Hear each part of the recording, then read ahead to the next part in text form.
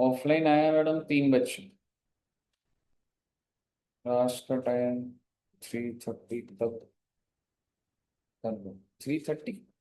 हाँ 3:30 हो गए। ठीक है। चलिए मेरी बात ध्यान से सुनिएगा बच्चे। 1 मिनट दीजिएगा बस और।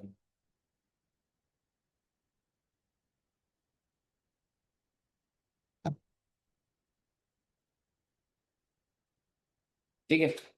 मैं आपको एक सर्विस कराने जा रहा हूँ, दैट इज लीगल सर्विस। ठीक है।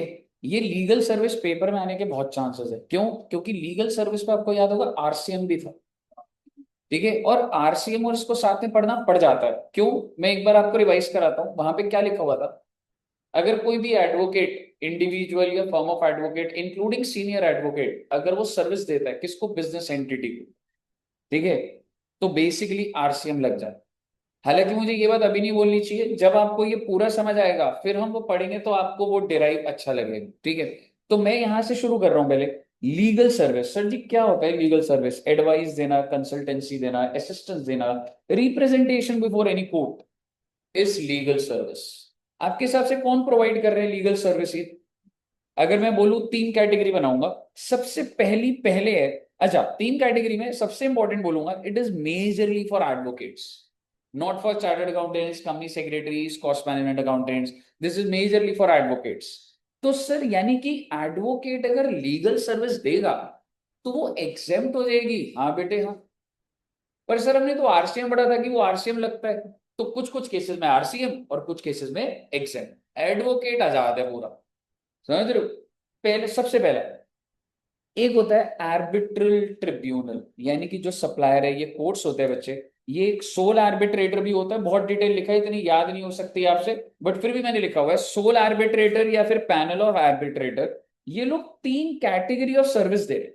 कैटेगरी, अच्छा सर्विस कौन सी दे रहे हैं? एनी सर्विस है बच्चे, ये लीगल नहीं है।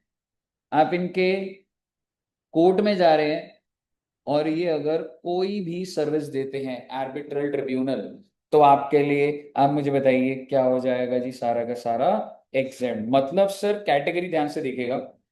आर्बिट्रल ट्रिब्यूनल अगर किसी, अच्छा पहले मैं बोलूंगा 3 कैटेगरी है। पहली क्या? या तो बिजनेस एंटिटी। आर्बिट्रल ट्रिब्यूनल किसको सर्विस दे रहा है बच्चे? बिजनेस एंटिटी को। या फिर आर्बिट्रल ट्रिब्यूनल किसको दे रहे हैं? नॉन बिजनेस एंटिटी को, या फिर सेंट्रल गवर्नमेंट, स्टेट। सबसे पहले समझो, नॉन बिजनेस एंटिटी को देगा तो exempt, central government state government देगा तो एग्जाम, बिजनेस एंटिटी को देगा तो दो बातें देखनी होगी। क्या बिजनेस एंटिटी का टर्नओवर 20 लाख से ऊपर है या नहीं, और वो भी प्रीसीडिंग ईयर।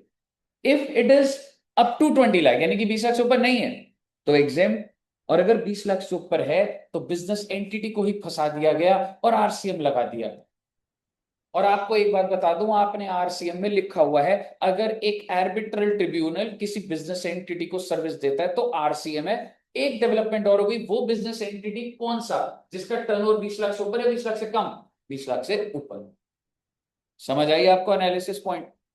पहले मुझे बताइए क्या आर्बिट्रल ट्रिब्यूनल क्लियर है?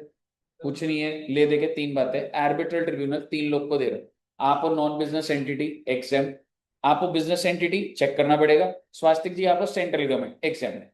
नॉन बिजनेस एग्जाम, आप अगर बिजनेस एंटिटी तो आपको मुझे टर्नओवर देखना, अप टू 20 लाख या more than 20, up to 20 lakh exempt, more than 20 lakh taxable on RC basis. Clear है जी?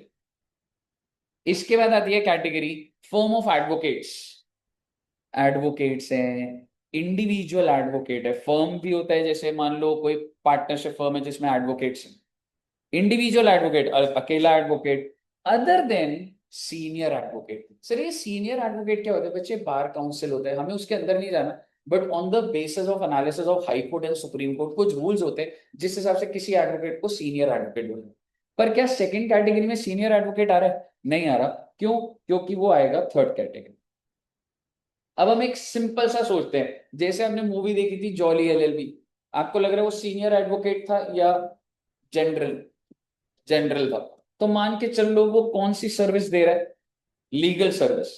अब दोबारा से वही बात, नॉन बिजनेस एंटिटी होगा तो एग्जाम, सेंट्रल गवर्नमेंट तो एग्जाम, और अगर बिजनेस एंटिटी हुई सेम बात, up to 20 lakh exempt, more than 20 lakh RCM. लो जी लो, सेम बात चल रही है। तो बस एक बात नहीं आ जाएगी, क्या कभी ऐसे होते हैं कि मेरे पास कोई केस आया और मुझे भी कंसल्टेशन के लिए एक एडवोकेट चाहिए, ठीक है? तो अगर कोई एडवोकेट दूसरे एडवोकेट को सर्विस देता है, तो दोनों में ही भाई मतलब ये हो जाएगा कि कौन जीएसटी भरेगा। सरकार ने बोला छोड़ो इनका झगड़ा, एग्जेम्प्ट कर दो। यानी कि अगर एक एडवोकेट एडवोकेट को सर्विस देता है तो वो भी क्या हो जाता है, एग्जेम्प्ट हो जाता है। क्लियर है बच्चे? यहाँ पे बस एक नई बात ये आ गई कि एडवोकेट टू एडवोकेट, बताइए क्लियर है? लास्ट और फिर लीगल सर्विस कंप्लीट है आपकी। सीनियर एडवोकेट, अरे ये क्या होता है? अरे भाई हाई कोर्ट सुप्रीम कोर्ट ने on the basis of experience and qualification senior बना देते हैं। सीनियर एडवोकेट किसको दे रहे हैं? Non business entity exempt, central government exempt, business entity up to 20 lakh exempt, more than 20 lakh taxable. And last, अगर ये इंडिविजुअल एडवोकेट को दे, एक सीनियर एडवोकेट किसको सर्विस प्रोवाइड कर रहा है बच्चे? इंडिविजुअल एडवोकेट को या फर्म ऑफ एडवोकेट। यानी कि एक छोटा सा फर्म है और उसने सीनियर को बोला भाई केस फंस गया भाई हमारा, कुछ मदद कर दो। तो अब डिपेंड करता है बच्चे, अप टू 20 लाख टर्नओवर है क्या उस फर्म का, तो एग्जेम्प्ट, क्योंकि सीनियर एडवोकेट को तंग नहीं करेंगे। लेकिन अगर अब 20 लाख है तो टैक्सेबल हो जाएगा ऑन आर्स। ऐसे निकल के डेटा सामने आ नहीं रहा होता है, कई एनालिसिस के बाद होता है। तो आपको ये बात भी ध्यान रखनी है। देखो ऊपर क्या था, जब दोनों बराबर थे, एडवोकेट ही एडवोकेट को दे रहे, तो बोला दोनों बराबर छोड़ो। लेकिन यहाँ पे इज्जत किसकी बनाए रखी? सीनियर। क्योंकि अगर सीनियर अगर एक फर्म इंडिविजुअल को उसको दे रहा है तो बोल रहा है भाई मैं नहीं कर रहा, और एग्जाम नहीं कर रहा, सरकार ने बोला छोटे वाले को पकड़ लो। बताइए क्लियर है? अब मैं आपको इसको रिलेट कर रहा हूँ चार्ट से, ठीक है? बहुत छोटा सा रिलेशन बनाऊंगा, ऐसा कोई ऐसे नहीं। आपने चार्ज में पढ़ा था कि अगर एक advocate, individual advocate, firm of advocate including senior advocate, ऐसे लिखा हुआ था, कौन सी सर्विस देता है? लीगल सर्विस किसको देता है? To a business entity located in taxable territory. तो क्या लग जाता है? क्या मैं अब इसको, जब मैंने इतना पढ़ लिया, क्या मैं ये बोल सकता हूँ ये वो बिजनेस एंटिटी है जिसका aggregate turnover exceeds, because the aggregate turnover does not exceeds of the business entity, तो आरसीएम लगी नहीं रहना भाई, एग्जेम्प्ट है ना? समझ रहे हो? तो 10 लाख के, बताइए क्लियर है? तो ये आपकी सारी की सारी कौन सी सर्विस थी बच्चे? Legal service. कही क्लियर है बच्चे? सर बट अगर ये बिजनेस एंटिटी कुछ वाला हो तो 40 लाख की लिमिट देखनी पड़ेगी।